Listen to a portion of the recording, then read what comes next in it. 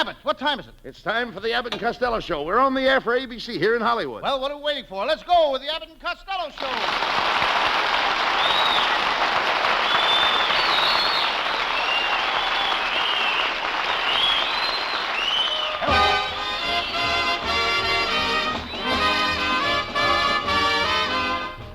Yes, it's the Abbott and Costello Show, produced and transcribed in Hollywood for your listening and laughing pleasure with chuckles with a carload and music by Matty Malnick.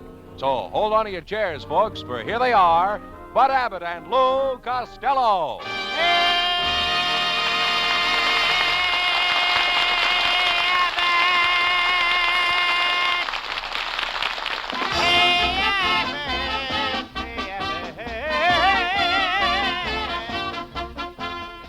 Oh, there you be, Abbott me by.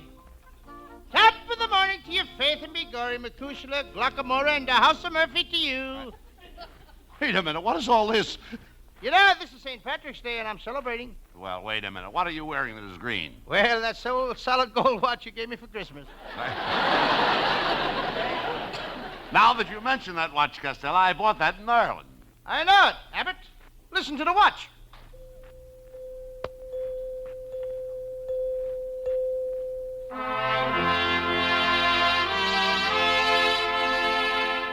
Well, what do you know? Half past Barry Fitzgerald. Cut this out, Costello. Where have you been all afternoon? Well, Abbott, see, I went to a picture show over on Hollywood Boulevard. I saw a wonderful picture called When the Howling Coyotes Meet the Riders of the Purple Sage on a Lone Prairie Under a Texas Moon. What's the picture about? Two jockeys at Santa Anita. I met a beautiful blonde in the theater, and I said to her, Miss, you are the epitome of womanhood, and the graceful flowing lines of your gorgeous figure are the flawless perfection of femininity. Femininity! I heard it. I like the word. Femininity! All right. You said it. Costello, where did you learn so much about women? I read that small print on the corset ads.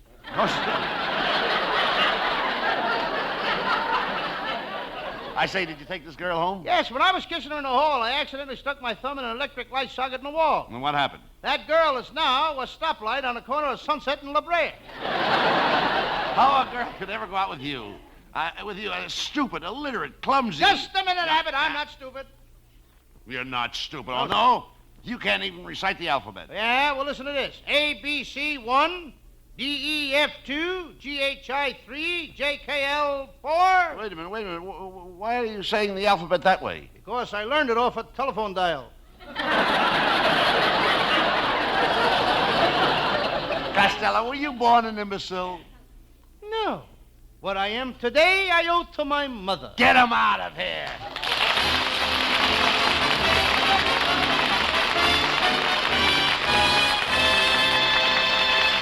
Before the boys get any further involved in nonsense, here's a thought that makes good sense.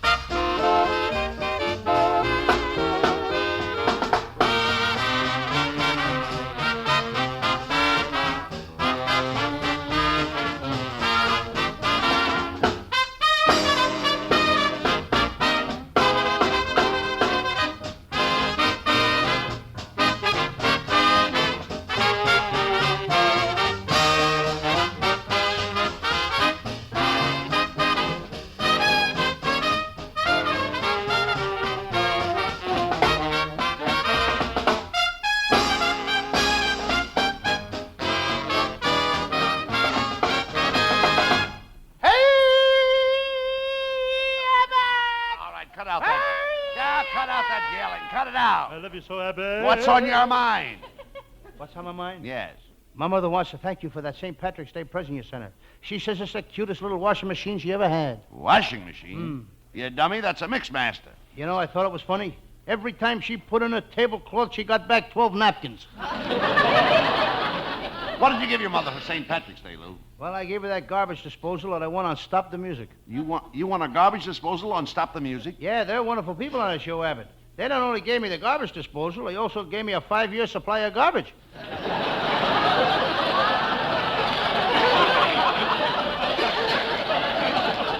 Costello, you got to stop hanging around these quiz shows. You're just wasting your time. No, I am not. Yes, you are. I was on a new quiz show last week, and it's a California frost warning show.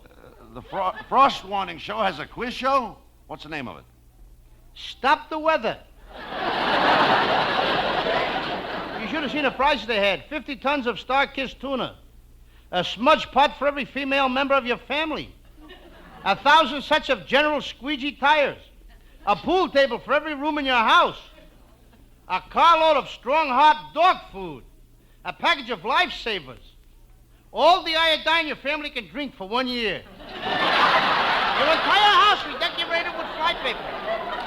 500 pounds of coffee from Brazil and a beautiful senorita to have breakfast with you for the rest of your life and serve you the Brazilian coffee. Who won all this? I did, but I had to turn it down. Why? You know I don't drink coffee. Why? Does coffee keep you awake, Lou? No, but it helps.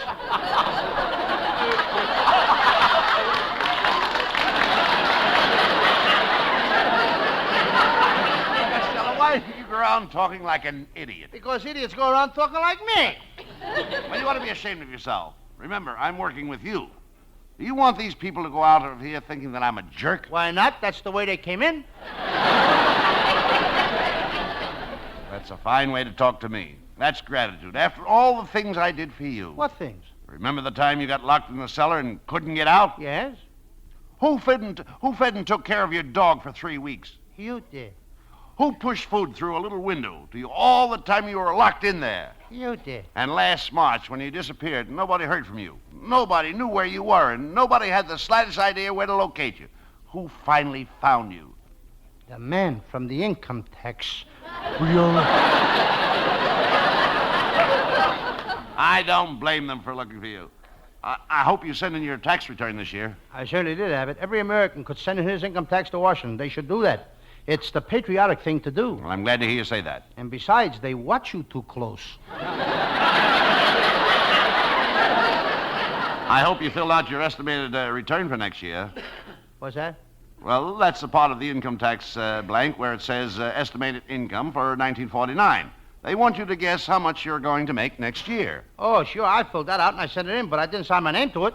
Well, you idiot, if you didn't sign it. How will they know who it's from? Abbott, if they want me to guess how much I'm going to make next year, then let them guess who sent it in.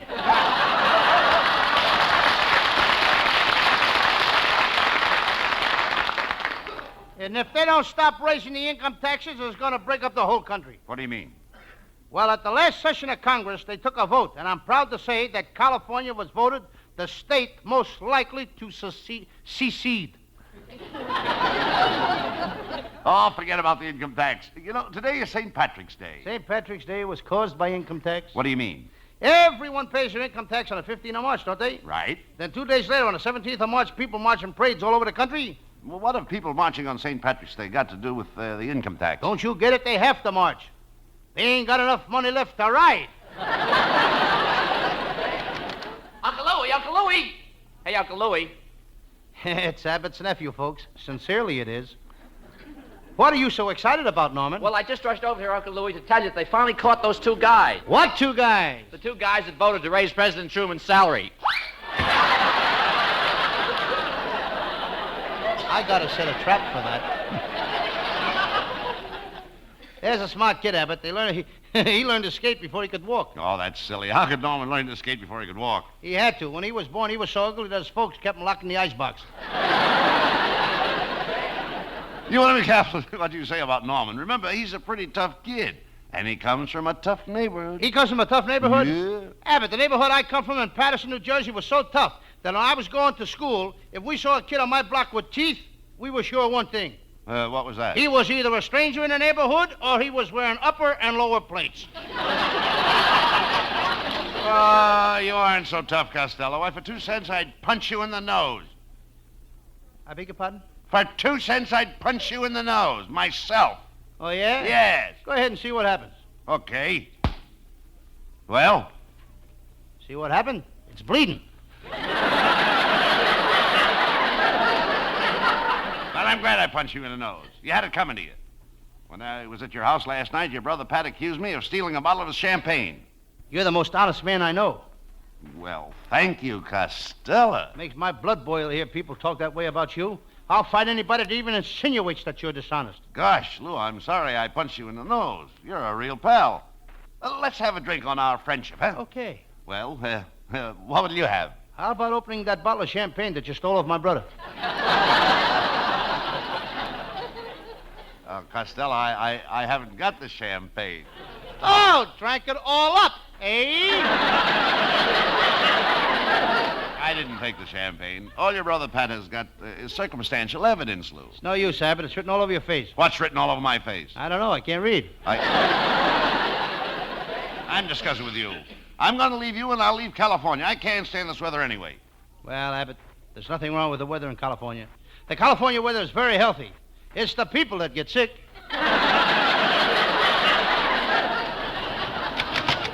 Mr. Costello, I have a message here for you from your Aunt May. What is it, my good man? Your Aunt May said to tell you that your Uncle Mike swallowed a $50 and it's stuck in his throat and he's choking to death. And she wants you to come over Sunday and help get it out. Well, if he's choking to death on it, why is she going to wait till Sunday to take it out? Well, she figures she won't need the money till then.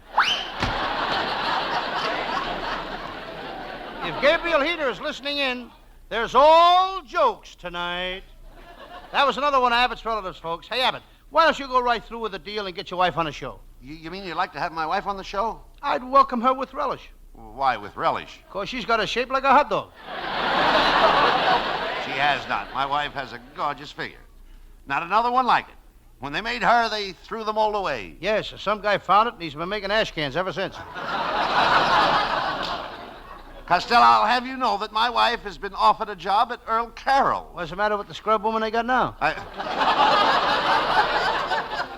Scrub woman. They want her to appear in the finale of the show wearing a bathing suit. And when my wife wears a bathing suit, she attracts plenty of attention. I'll say she does. She was floating on her back in the water at Santa Monica last Sunday, and 3 Catalina flying boats landed on her chest. Well, hello, boys. Well, hello. Hello, Viola Vaughn. Viola Vaughn, Lou. Gee, Viola, I'm glad you came over tonight. How's about you and I stepping out after the show? You can come with me to the dog show. You're going to the dog show? Yes, and I expect to win a blue ribbon with my setter. Costello, from where I'm standing, you can't miss.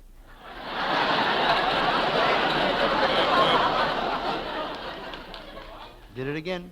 All right, Costello, calm down. She's only fooling. Oh, Lou, don't be so touchy. Well, I can't help it. Gee, you're always... Come on, you know I'm really crazy about you. Oh, if you... Yes, I am. And to prove it, I'm going to take you to the opera next week. Now, Monday night, they're playing Hansel and Gretel. Tuesday night, they're having Samson and Delilah. Wednesday night, they're having Tristan and Isolde.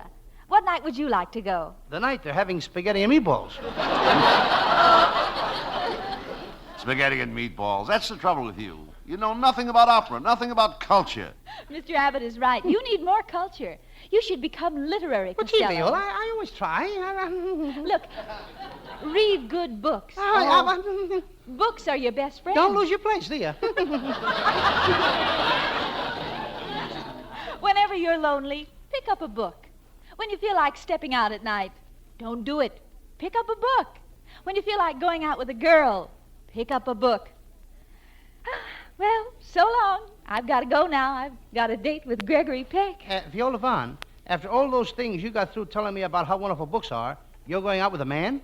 Sure, I'm lucky. I never learned to read. So long, Cousin.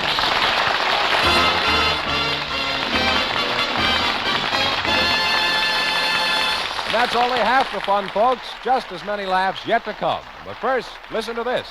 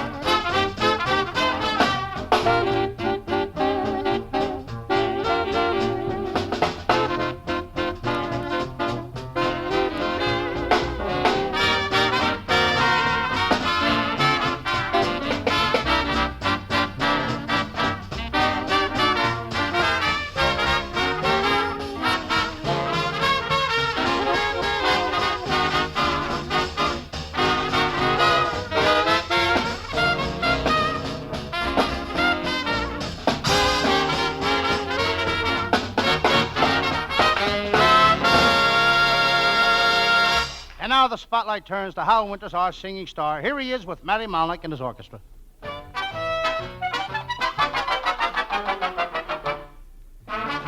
Now Clancy was a peaceful man, if you know what I mean. The cops picked up the pieces after Clancy left the scene. He never looked for trouble, that's a fact you can assume. But nevertheless, when trouble would press, Clancy lowered the boom. Oh, that Clancy, oh, that Clancy. Whenever they got his Irish up, Clancy lowered the boom, boom, boom, boom. Boom, boom, boom, boom. O'Leary was a fighting man, they all knew he was tough. He strutted round the neighborhood, a-shooting off his guff. He picked a fight with Clancy, then and there he sealed his doom. Before you could shout, oh, Neely, look out! Clancy lowered the boom. Oh, that Clancy, oh, that Clancy. Whenever they got his Irish up, Clancy lowered the boom, boom, boom, boom. Boom, boom, boom, boom.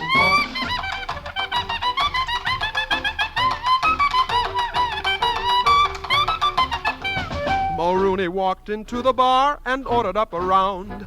He left his drink to telephone and Clancy drank it down. Mulrooney said, who drunk me drink? I'll lay him in his tomb. Before you could pat the top of your hat, Clancy lowered the boom. Oh, that Clancy, oh, that Clancy. Whenever they got his Irish up, Clancy lowered the boom, boom, boom, boom. Boom, boom, boom, boom. O'Houlihan delivered ice to Mrs. Clancy's flat. He'd always linger for a while to talk of this and that. One day he kissed her just as Clancy walked into the room. Before you could say the time of the day, Clancy lowered the boom. Oh, that Clancy, oh, that Clancy. Whenever they got his Irish up, Clancy lowered the boom, boom, boom, boom, boom, boom, boom, boom. Clancy lowered the boom.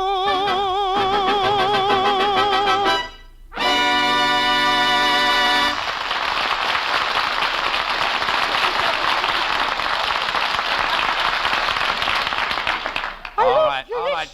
Quiet. You know that Hal Winters got a nice voice, that kid? I know all about it. He's going places. I know it. In fact, he just left the building now. All right, Costello, come on out here. Look. Who were you talking to on the phone? My Uncle Mike. Boy's he in trouble. My Aunt May just threw him out of the house. She done a terrible thing. What did he do? Well, you know them two towels they got marked his and hers? Yes. Well, he used hers. Right. Costello, I'm ashamed of you. How can you come out here in front of intelligent people and make such a statement? Do you want everybody to think you're a moron? Well, if I didn't, I wouldn't have it tattooed on my arm, would I? Well, never mind that. Our secretary, Viola Vaughn, has been complaining about you, too. Well, I don't believe it, Abbott. Viola and I are good neighbors. She lives right next door to me, and we're very friendly. Costello, Viola would make a nice wife for you. Her folks are very rich, and you should do all you can to win her. Not me, Abbott. Her family's too snooty. Yesterday, her mother was driving along in a 1949 Hudson, and... Her 1949 Hudson? Why, just last week, she bought a 1948 Hudson. I know, but she had to get rid of it. The ashtrays were full. Anyway, I don't need to marry no rich girl. I'm making plenty of money in my detective business. Lou, what is your Sam Shovel detective mystery about tonight? Well, it's a very intriguing case, Abbott. I call it the case of the cannibal who cooked the long-haired musician, or it was his first square meal.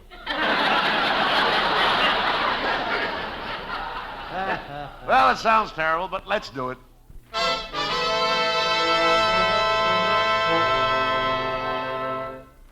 Yes, I'm Sam Shovel. Sam Shovel, private detective. He needs help tonight. I just left the locker room of the gym of the YMCA. I'm walking to my little office. I think I'm being followed. I hear footsteps behind me. I quicken my pace. Whoever is following me has quickened his pace. I decide to dart into the alley. A sinister-looking man ducked in the alley with me. I decide to run. Stop, Sam Shovel, stop. Listen, you, what's the idea of following me? Who's following you? When you left the locker room, you buttoned my suspenders to the back of your pants.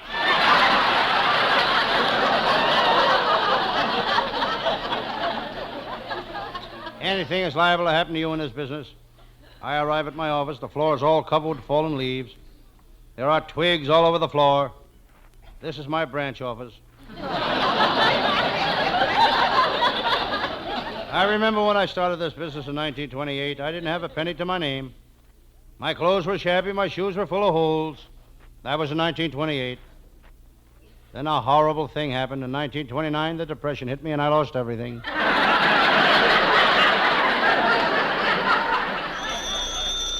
That's long enough. I pick up the phone. Hello? Is Boo there? Boo-hoo. Huh? Boo-hoo, boo-hoo. Oh, don't cry. Things ain't so bad.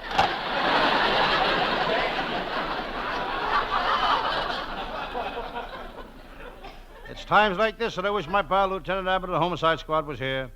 There's a real cop. When he goes after a crook, he leaves no stone unturned. He never caught anybody, but he's turned over every stone in Los Angeles. Abbott is quite a talker. Every time he opens his mouth, he puts his foot in it. One day, while he was sitting with his foot in his mouth, the chief hit him over the head. Abbott sat right down and wrote a big song hit. You've all heard it. All I want for Christmas is my 2 front toes. Lieutenant Abbott is used to getting hit on the head. He's got so many stitches in his head that he has to comb his hair with knitting needles.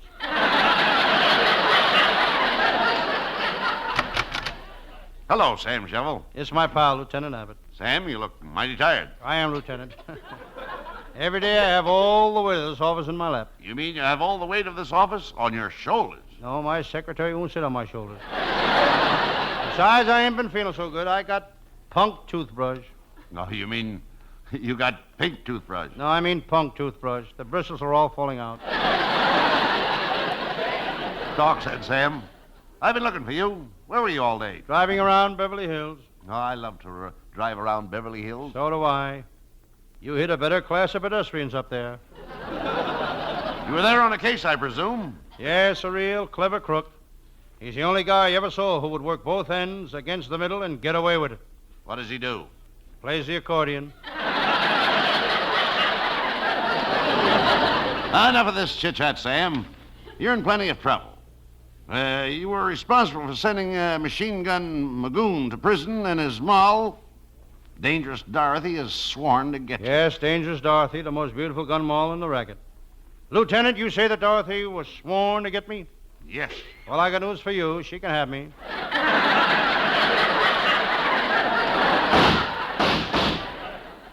So there you are. Don't move, coppers. These guns are loaded.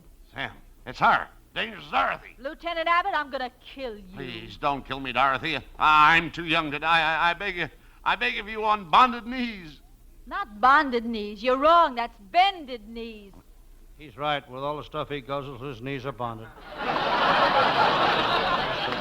Please, Dorothy, don't shoot me.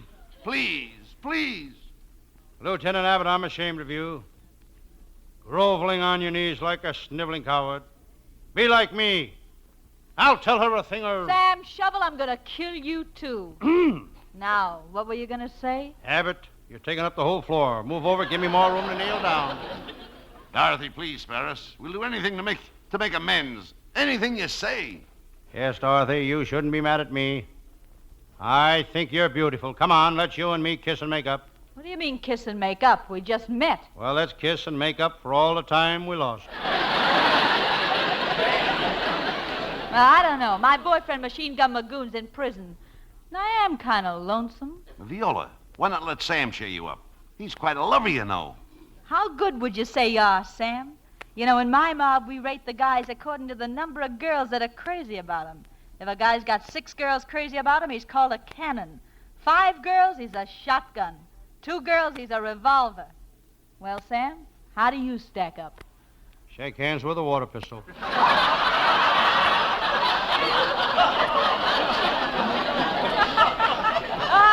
Oh, Sam, you're cute. Maybe you could be the guy to take Magoon's place. I'm going to give you a chance. Come here. What are you going to do? I'm going to kiss you a couple of times. How's that? That's what I call a high dramatic kiss. A high dramatic kiss. Yes, she went from first to second without shifting. Sam, I think you got her. Huh? I think you got her, Sam. Yes, Play David. up to her, and she may not kill us. Dorothy, if I can make you forget Magoon, will you spare our lives? Sam, I'll accept your proposition. If you can give me a kiss that'll make me forget Magoon, I won't shoot you. And you won't shoot me either. It's a deal. Sam. Sam, I'm the... That's me. Excuse me. Go ahead. All right. Sam, I'm depending on you. Put everything you got into this kiss. It means our lives. Don't worry, Lieutenant. They don't call me Love Lips Sam for nothing. Come here, Dorothy.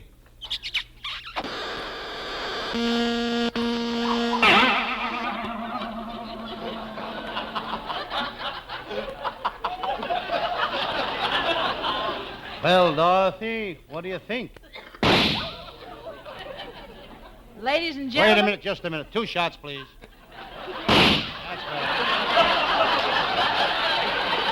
He ain't just gonna kill me off alone. He goes with me. Now, Viola. Let's see you. It says here 2 loud shots.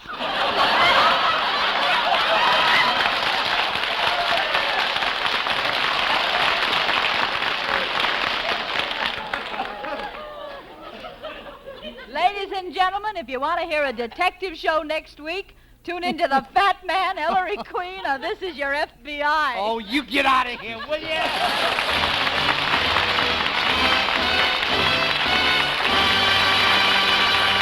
Now, before Abbott and Costello have their final fling, we bring you one more thought on this subject.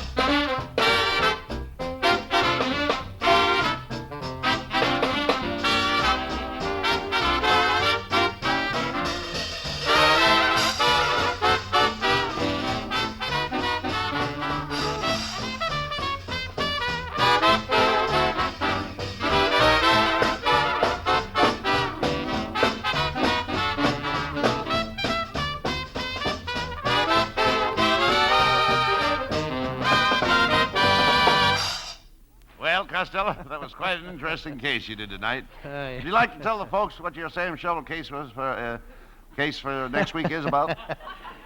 He really got you, didn't right he? soon. Would you like to tell the folks what your Sam Shovel case for next week is about? Yeah, yes, I would. That's fine.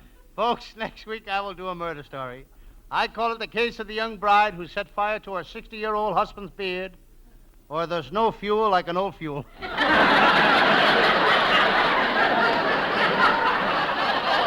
That's it, folks, and our writers are working on it now. Our writing staff is headed by Eddie Foreman, with Paul Conlon, Pat Costello, Martin Ragaway, and Len Stern. Our sound man, I don't know.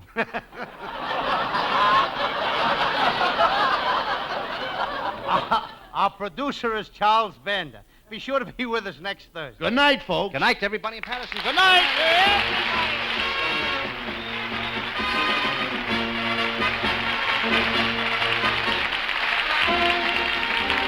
Listen each Thursday night at this time for another great Abbott and Costello show, produced and transcribed in Hollywood. Be sure to stay tuned for the outstanding entertainment which follows throughout the evening on this ABC station.